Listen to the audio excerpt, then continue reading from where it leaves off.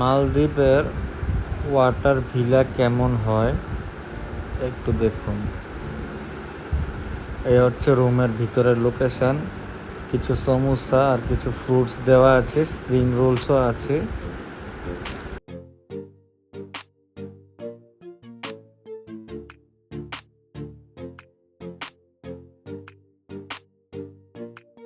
আছে, এটা হচ্ছে লাইটিং মিরর, খুবই সুন্দর। এটা হচ্ছে গেস্ট বেড। এইখান থেকে বাইরের ভিউটা খুবই অসাম, মানে খুব ভালো লাগছে। বেশি একটা জল নেই, অল্প জল। নিচে এখানে সুইমিং করা যায়।